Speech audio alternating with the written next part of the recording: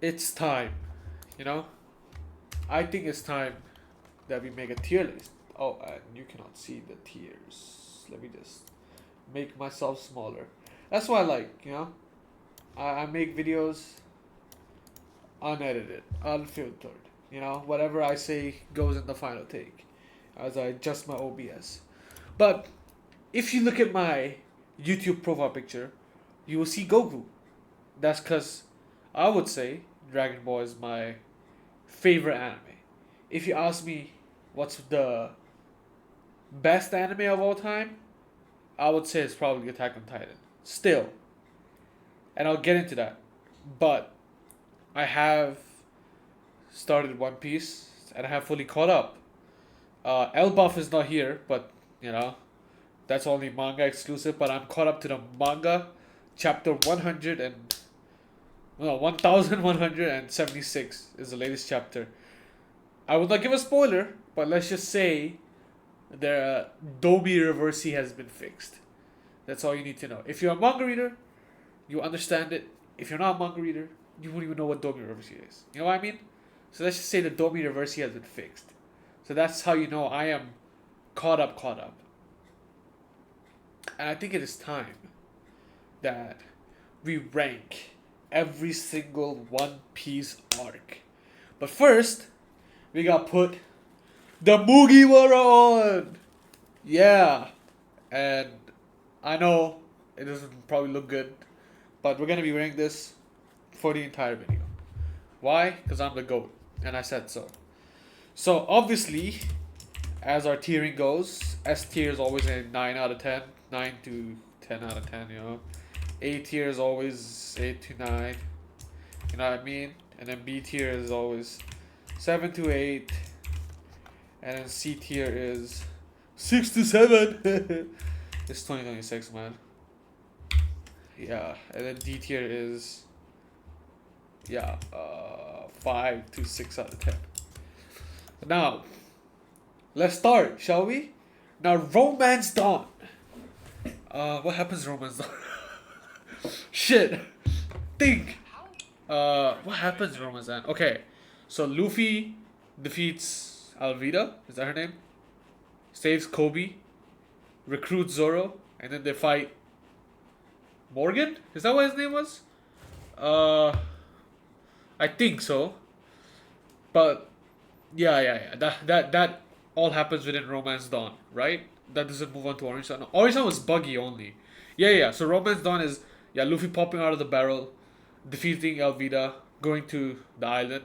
I'm not sure if it was called Romance Dawn, but let's just assume it is. And then he recruits Zoro. We also see Luffy's backstory and how he had the gum fruit or the Nika fruit.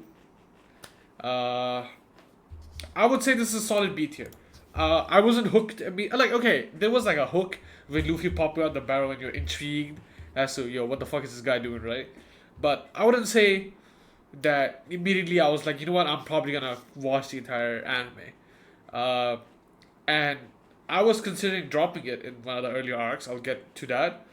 But yeah, Romance Dawn, pretty solid start. Then we have Orange Town, which I remember the pacing of Orange Town kind of felt a bit slower. This is where we see Nami. I'm pretty sure we see Nami in Romance Dawn just moving about, but this is where Nami gets recruited, and we meet Buggy and we find out Buggy and Shanks used to be on the same crew. I don't know if we find out here that they were on Goldie Rogers' crew, but we find out that Buggy and Shanks is the reason Buggy has that devil fruit, which I think, by the way, is a very fucking OP fruit. Cause in Marineford, Mihawk tried to cut him and he couldn't. So like realistically, right? If Buggy like awakens his devil fruit and there's no Haki involved, he might beat Zoro.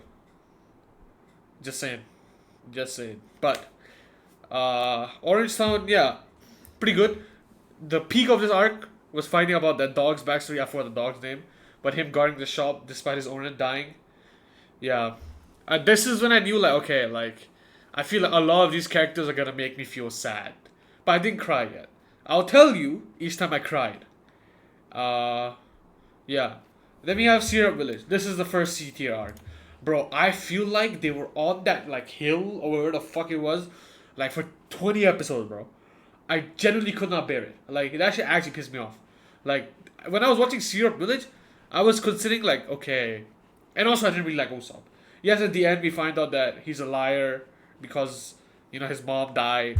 Again, sad backstory, but again, like he's a grown ass man. Okay, I know he's not a grown ass man, but he's around Luffy's age. I'm pretty sure. Luffy even states this like. Yasop used to tell Luffy like, "Hey, I have a son just about your age." But come on, grown ass man. Like, why are you lying to the people still? You know what I mean? Like, I get it, but like, this is where I really did not fuck with Usopp. And plus, the villain was kind of boring. Like with Romance Dawn, like Captain Morgan, like felt kind of like he wasn't threatening, but there was some oomph about him. And then with Buggy, he was like a funny villain. With this, I don't even remember his name, bro. I just remember he was the butler of Usopp's girlfriend. And holy shit, bro. Syrup Village made me want to kill myself. But that's fine. We got through Syrup Village.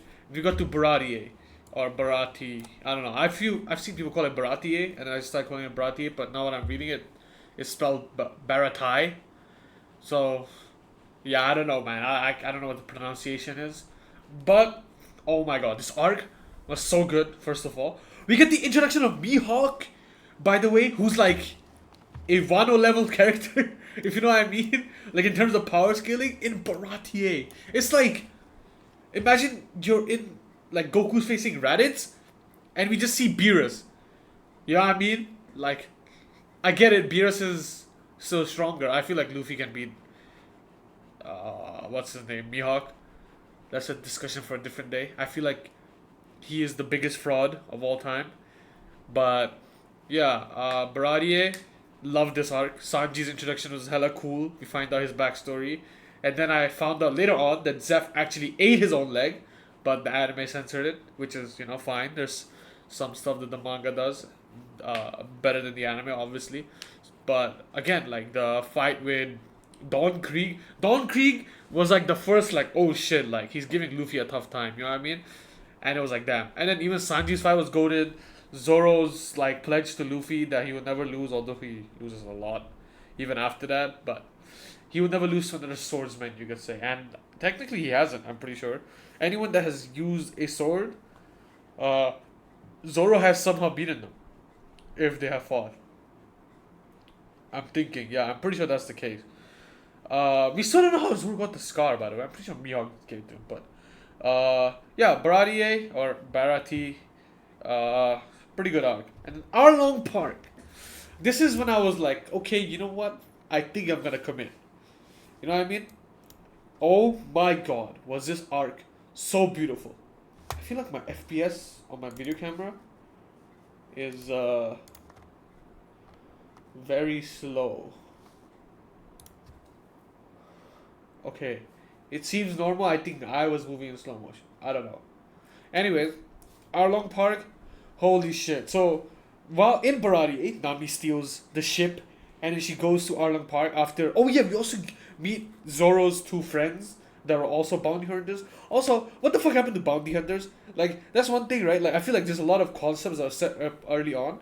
Like, there was these bounties that are given by the government, and yet there are no bounty hunters. You know what I mean? Like, I feel like that would be a pretty good job. Like, everyone has bounties, right? And at this point, like, Luffy has 3 billion, Shanks has 4 billion. Who's getting the money? Let's say, okay, I don't know how much Ace bounty was, but because it does take place after Enies Lobby, which Luffy has around 150 million, or no, 100 million was in Alabasta, no? So I'm pretty sure Enies Lobby was like 300 million, and then after Marineford became 400, and after Fishman it was 500, and then after Dressrosa it was, I don't know, man. I forgot the bounties, but wait, I just want to search up like the Luffy bounty, and then I'm pretty sure they'll give like a every arc. Yeah, this is the one. If it just loads, or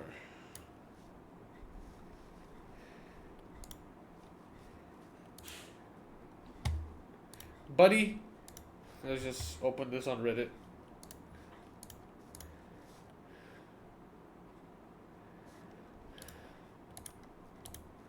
So 30 million, right? And then it became 100 million. And then after Thriller Bark, Oh yeah, Skypiea water 700 lobby, and then after Enix lobby it becomes 300 million. Then after Marineford is 400, and then after Whole Cake it becomes no wait going into after Just Rosa it becomes 500, and then after Whole Cake it becomes 1.5, and after Egghead it is after Wano is 3. Yeah, so if you look at over here, right? Like let's say I kill one of the Straw Hats. Does the government give me this money? Like this one, let's say I kill Nico Robin. Do I get this 930 million? And why is Brooks poster like this? Yeah, I don't know.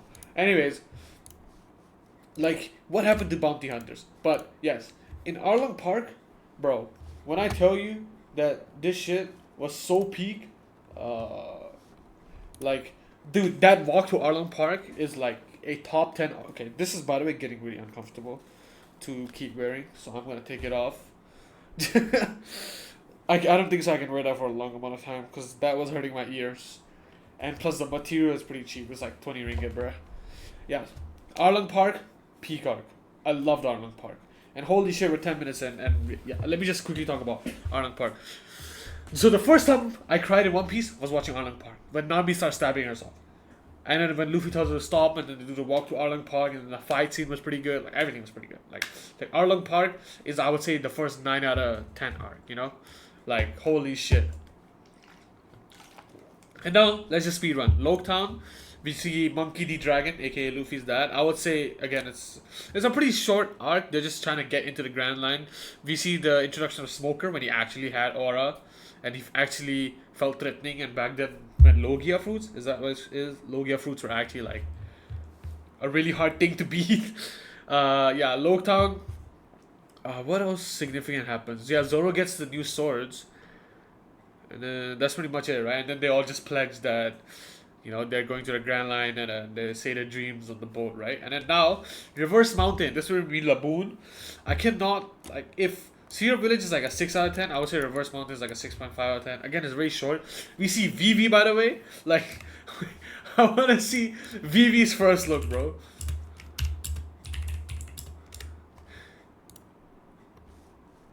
No, where's the... Yeah, like... I remember watching the next arc, and I genuinely could not tell that this is the same character. You know what I mean? Like, this is not Vivi. You know what I mean? This is not Vivi. She's like, I don't know what to tell you. Huh? Is this an actual frame from the anime? It doesn't feel like it. I feel like this is some AI shit. And then she just gets big bazookas, as Aokiji would say. Kondioman? What the fuck is this? Whatever, man. No shot, right? No. I'm caught up in the manga. This is fake. Anyways, I'm just showing spoilers. Yeah. What happens in Reverse Mountain? We get the backstory of Laboon, which is pretty sad. Then Luffy gives Laboon a reason to live and not be sad. And then we get the introduction of Crocus, who gives up the Lock Post, which is crazy world building. And then we get Whiskey Peak. I would say it's above Lock Town, but below Orange Town. This arc was just Zoro aura farming, and it was like exposition dump about who Vivi is, and we get to see Luffy as a Zoro, which, like, there was no need. Like, I like how the one and only time they've ever fought was in Whiskey Peak of all arcs. That's actually crazy. I haven't seen the filler episodes, by the way. Like, I used to, like, if you literally see like the amount of times I used to search this shit up, like the One Piece filler list. So yeah, like I did not watch any of these filler episodes except for the G8 arc, but I cannot rank it because it's not here, you know. So yeah, and then we got Little Garden, introduction of Chopper. I would say this is top of B. I hate Wapol though. Wapol's a shit villain. Chopper, pretty cute. We get a cruise doctor. Yeah, Nami gets sick. Luffy carries Nami and Sanji all the way to the top. That's how you know. That's how I knew this dude, like, he's the fucking go. You know what I mean? Wait, no. I am so dumb. Little Garden is the Dogi and Broki arc. This, actually, yeah, this is also top of B. And I would say Drum Island is like behind Little Garden. But yes, I've already talked about why I love Drum Island. Little Garden, get the introduction of Dogi and Broki. And they talk about Elbaf, which is, I would say here. This, like, you know, if you see my mouse, it would be here. Which is coming out in April. But bro, wait, holy shit, that's next month. Oh my god, dude.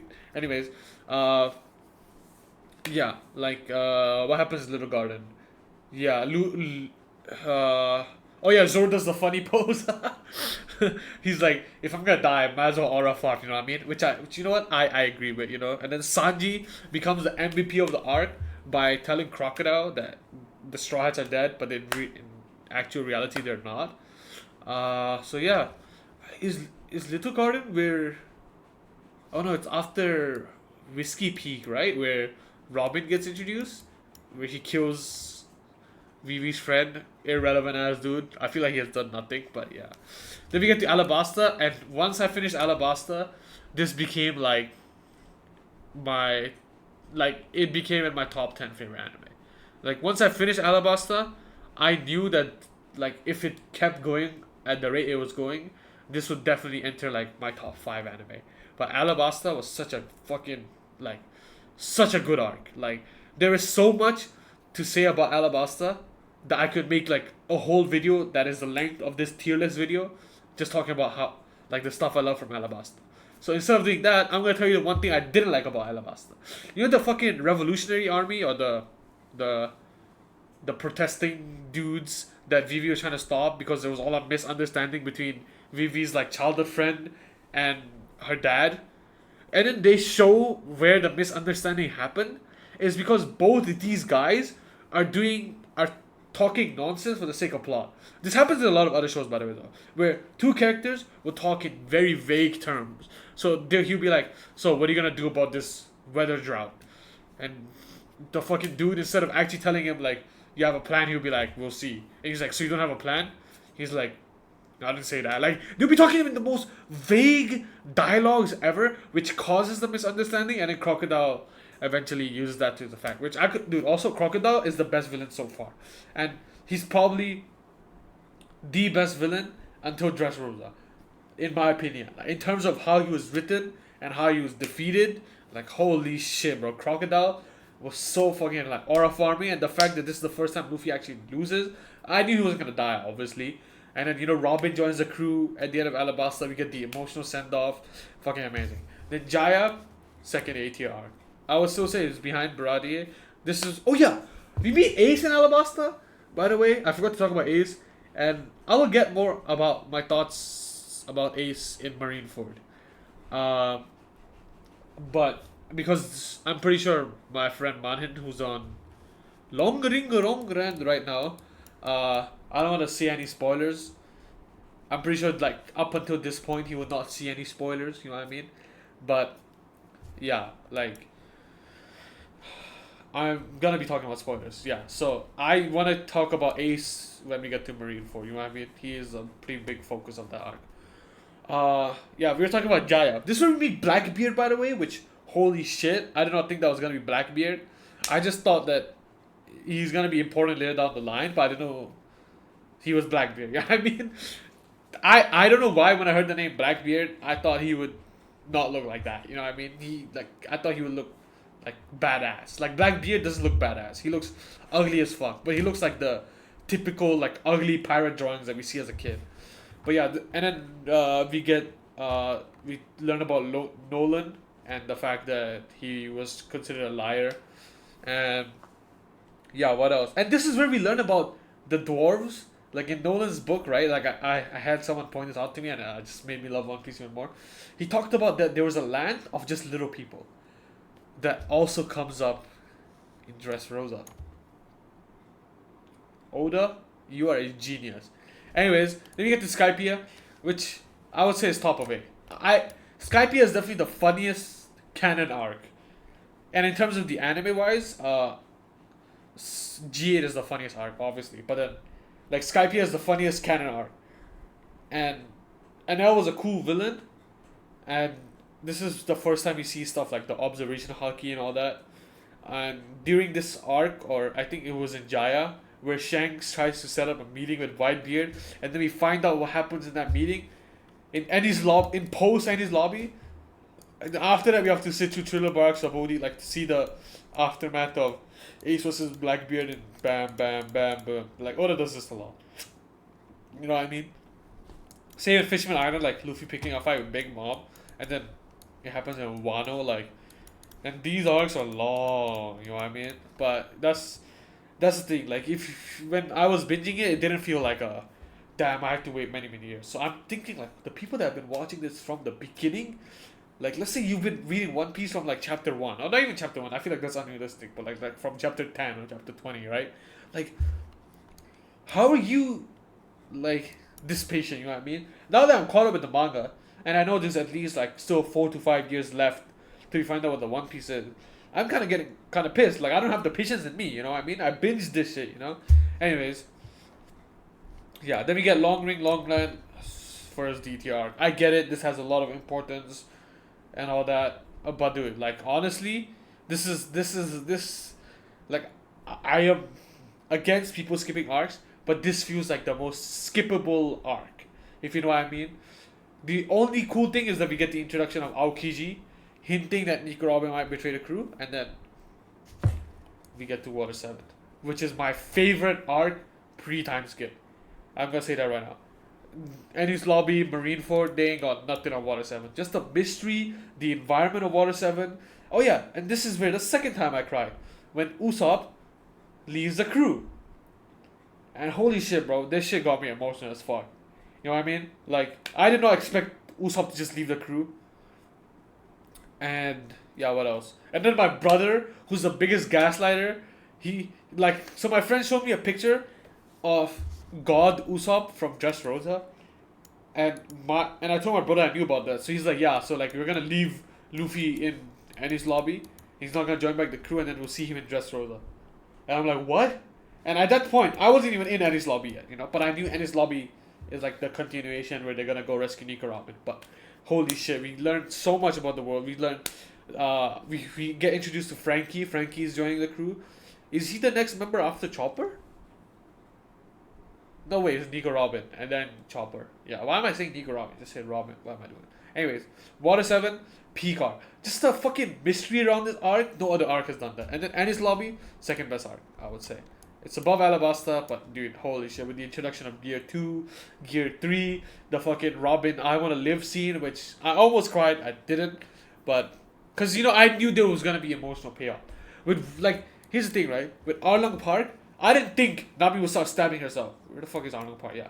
I didn't think Nami would start stabbing herself, you know what I mean? That's what caught me off guard. That's how the emotion got over me, you know? And then in Water 7, I didn't think so. The Luffy and Usopp are gonna fight, you know? And then that shit also got me teary-eyed and shit, you know? And then Sanji being the MVP of Water 7, by the way, you know? Of him also boarding the train. He's also the MVP of Alabasta because he saves the crew from when they were captured. And he finds the key, you know what I mean? And then in his lobby, you know, like, Usopp shoot down that flag. Fucking, oh no, Soga King, my bad. Usopp was not in Ennis Lobby. Anyways, yeah. And then we got post Ennis Lobbies. I would say this is like A tier right below Skypiea. With the amount of lore dump we got in this shit was like absolutely diabolical, by the way. We find out that Garp, the guy that has been training Kobe and Helmeppo, is actually Luffy's grandfather. And that's why, like, there was like some hints where, like, because I was watching the anime, right? And there was like some hints where it was like, I could see that it feels like he knows Luffy, you know what I mean? I didn't think so it was his dad. I did have the theory that of his grandfather, but I wasn't like sure, you know? Like, but then I was like, wait, why would Luffy have a fucking marine grandfather that's in a high position, you know? And then he chose to become a pirate, and then that's exactly what happened, so. And then we find out about Dragon, the guy that saved Luffy in Lockton is his dad. And that he's part of the Revolutionary Army. I like how the fucking grandfather, son, and then grandson all just have like 3 different occupations. And they're all, like, I would say, accomplished a lot at each of their respective fields, with Luffy becoming an emperor, Dragon becoming the most wanted criminal, and then Garp being the Navy hero. When you get Thriller Bark, I would say this is top of B tier. I feel like this arc dragged on a bit. We get the introduction of Brook, and then we find out that he was on Laboon's crew. Not the Laboon's crew, but whatever his crew was called. And then that's why he... My bad, guys. I'm also a bit tired, but yeah. I don't know. This arc dragged on a little bit, but also nothing happens in this arc. If you know, you know. Then we go to Sabodi, which, holy shit. Like, I thought, like, Sabodi Archipelago or whatever it's called. I didn't think so it was gonna be that good, you know? It was like a very short arc. Like I saw the number of episodes, and I'm like, oh, is this just gonna be a setup arc, you know? And for some reason, I thought like the Island of Woman was gonna be the main arc because I didn't see the episodes of, and then I thought like Impel Down and Marineford are gonna be like the setup, and then, but what I did not expect was holy shit, we get the introduction of Rayleigh, who is Roger's right hand man, like the Zoro to Luffy, and then dude, holy shit! And then how many arcs did it take? 1, 2, 3, 4, 5, 6, 7, 8, 9, 9, 10, 11, 12, 13. So 14 arcs later, we finally get the introduction of the left hand man and Elbaf. That's actually kind of crazy, but yeah, like Sabodi, holy shit! Oh yeah, this is the third time I cried. Oh wait, I forgot to tell you. In post Enies lobby is actually the third time I cried, but Usopp joins back the crew. I know Mary saying goodbye was emotional, but I saw it coming. You know what I mean? But then Usopp joining back the crew just hit the field like, yeah, yeah. And everyone judges me like, dude, how did you cry when Usopp joined back, but not when Mary was destroyed? Like I'm like, I don't know, man. I'm just built different. You know what I mean? So yeah, then we have Sabodi. I know we had Thriller Bark and then Sabodi, where Brook is an official member of the crew. They also have a new ship by this point, which also had in Thriller Bark.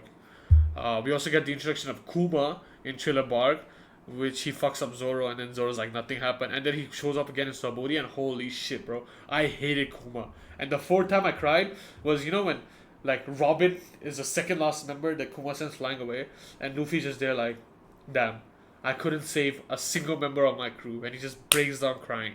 And at that moment, I was like, yo, fuck Kuma, and then Kuma just yeets them, and then that's it, And then Luffy ends up in Amazon Lily, which I would say is below Thriller Bark.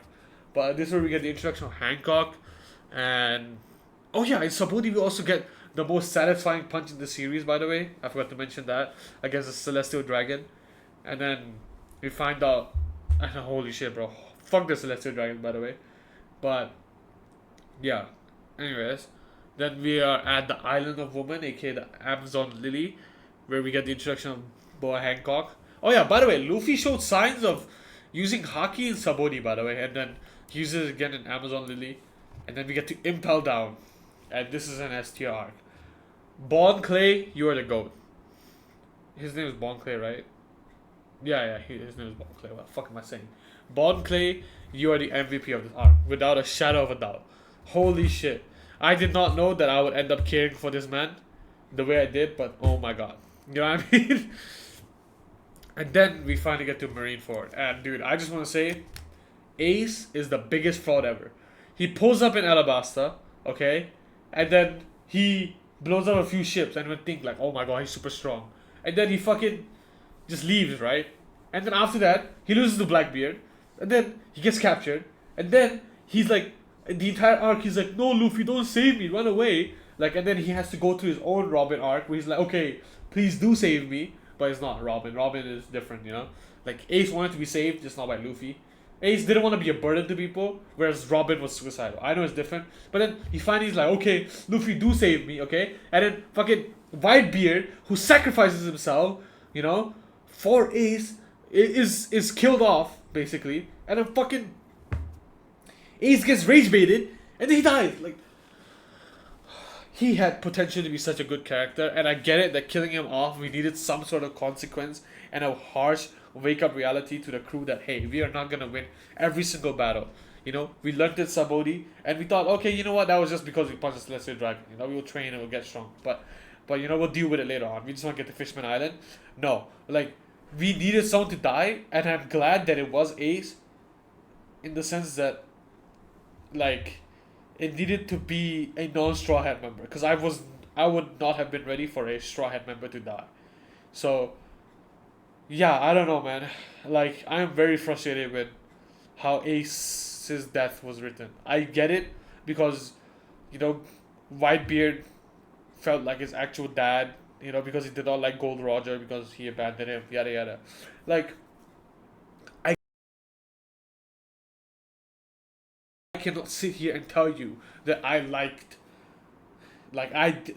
think Ace is not a fraud. I feel like he is a fraud, okay? And we're just gonna have to agree to disagree. W arc, but yeah. And then we got post-war, which again I would say is S tier. This is where Rayleigh fucking swims from Sabori to Island of Woman, by the way. But yeah, that's holy shit, by the way. We finally get the revelation that no, not the revelation, but Luffy decides that they're gonna take 2 years to train, and this is where the famous time. I knew there was gonna be a time skip. Everyone told me that after time skip things get a lot different. Yeah, everyone told me that after the time skip things get a lot different, and they do. And I do end up missing a lot of like the moments on the ship, like where the crews are bonding and all that stuff. Instead, we just get dragged off pacing now. Post time skip. And post time skip is where I started using One Pace because the pacing issue was absolutely killing me. I should have probably just started reading the manga, but dude, like, I don't know, man. I cannot be a manga reader like that.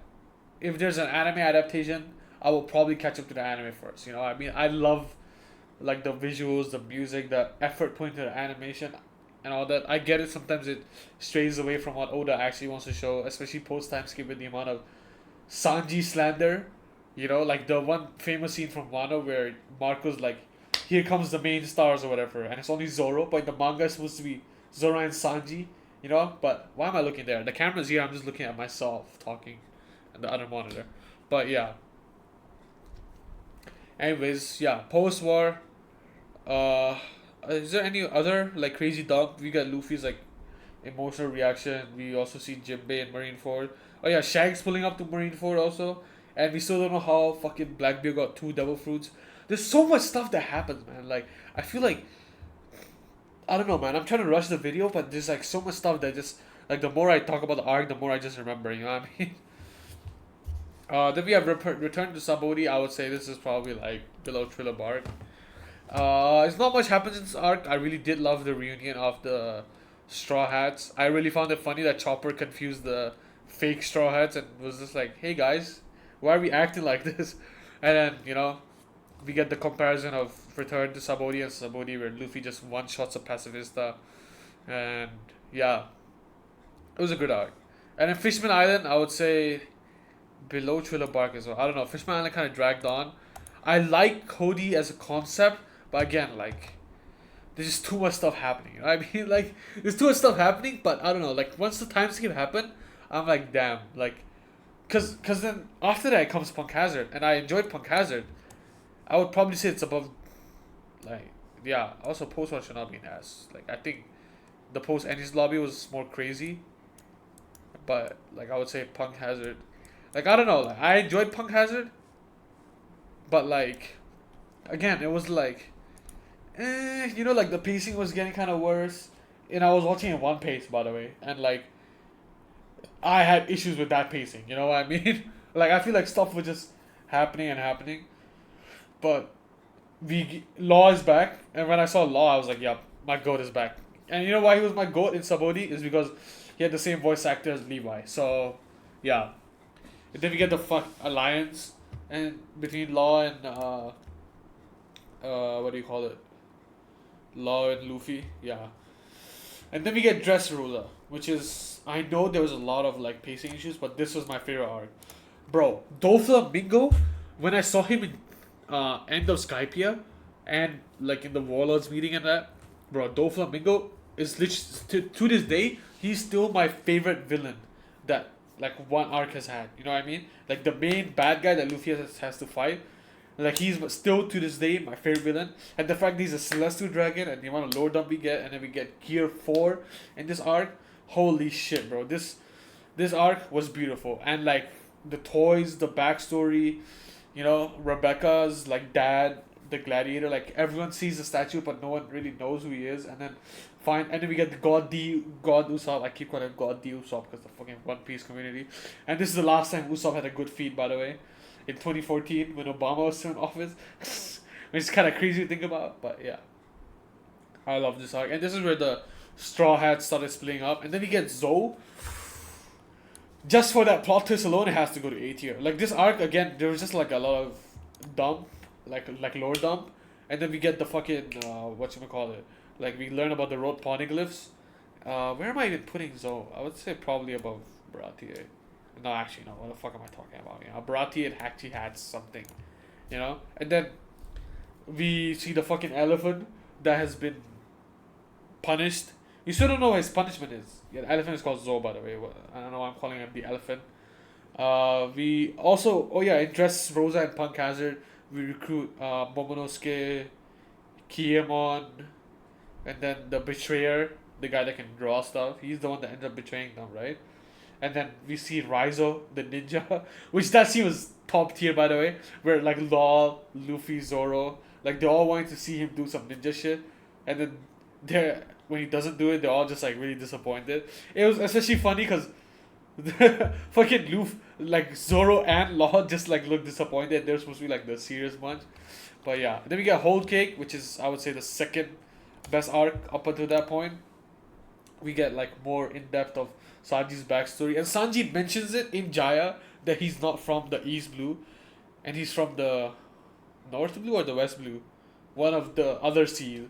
And Nami was like, "How the fuck did he get here?" But he didn't question it at the time. And then we find out, and then dude, that if I could pick like the best scene of One Piece, like that makes me very fucking emotional, would probably be when Sanji, like again, when Sanji beats up Luffy, I kind of teared up a bit there.